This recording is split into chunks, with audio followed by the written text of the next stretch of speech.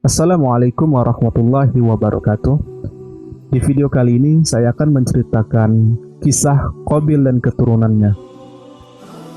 Dalam surat An-Nur ayat 21 yang artinya, "Hai orang-orang yang beriman, janganlah kamu mengikuti langkah-langkah setan.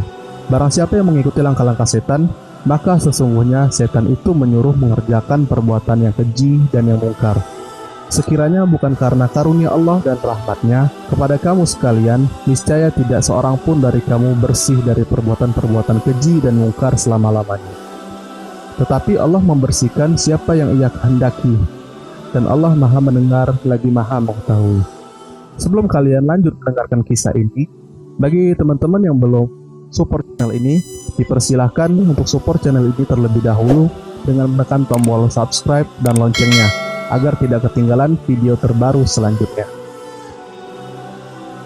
Menyadari akan kemurkaan ayahnya atas tindakannya membunuh Habil, Qabil menurut salah satu riwayat segera membawa lari Iklimah menuju tempat yang jauh. Ia mencari lembah yang memungkinkan dijadikan tempat membina keluarga dan keturunannya.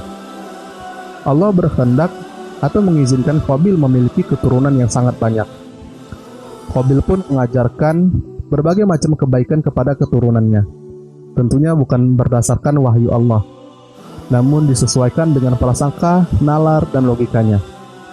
Walaupun ia telah berbuat salah, namun hati kecilnya tetap berharap keturunannya bisa tumbuh dan berkembang dengan baik, sehingga mampu membangun peradaban yang sempurna.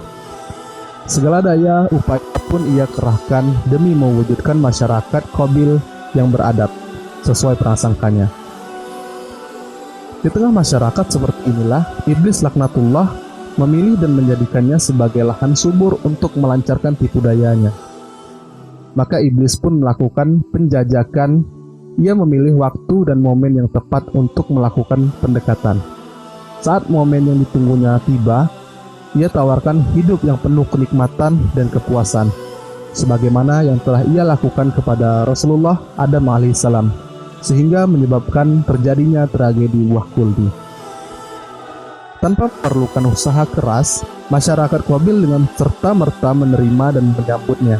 Iblis pun memperkenalkan dan memperdengarkan beberapa alat yang akan dijadikan senjata tipu dayanya. Benda-benda ini yang memiliki kelebihan berupa suara merdu yang akan keluar dari ditiup dan ditabuk dengan seksama. Awalnya kaku, namun seiring irama merdu yang keluar dari setiap tiupan dan tabukan, tanpa sadar tubuh masyarakat Qabil mulai rileks mengikuti irama.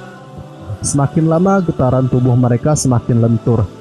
Bahkan mereka mulai menciptakan ekspresi-ekspresi unik melengkapi keindahan irama. Ada yang memperagakan dan ada pula yang memberikan komentar. Maka terciptalah beberapa tarian yang terus mereka peragakan. Mereka pun merasakan bahwa kepenatan dan rasa lelah setelah bekerja seharian seolah terasa hilang seiring kesenangan yang mereka dapatkan. Keturunan Qabil semakin banyak yang ketagihan. Tidak hanya laki-laki, tapi juga perempuan. Mereka pun membuat kesepakatan. Mereka memilih satu hari dalam seminggu yang akan mereka jadikan hari perayaan untuk bersukacita dan bergembira. Di hari itu, para laki-laki membawa hadiah yang akan diberikan kepada para perempuan. Para perempuan pun berdandan, tabarruj, agar bisa menjadi pusat perhatian agar para laki-laki memilih dan memberikan banyak hadiah. Seiring waktu berjalan, masyarakat Qabil semakin melewati batas. Mereka terjerembab kepada budaya dan gaya hidup tanpa hijab dan aurat.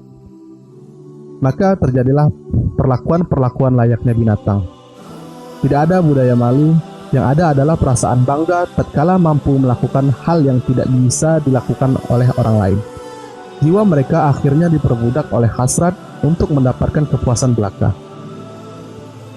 Inilah gambar masyarakat Qabil. Mereka telah terperangkap dalam tipu daya iblis. Padahal sebelumnya Qabil berusaha keras menanamkan kebaikan-kebaikan. Namun ternyata kebaikan-kebaikan versi logika Qabil tidak berdaya guna apa-apa. Bukannya mendapatkan peradaban yang sempurna, malah mengundang malapetaka dan kecelakaan. Tentunya tidak akan ada yang mereka dapatkan kecuali hanya penyesalan. Wallahu a'lam bishawab.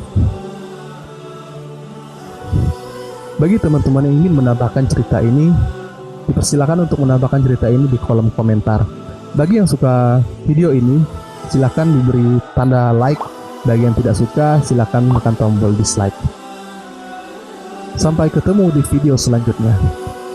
Assalamualaikum warahmatullahi wabarakatuh.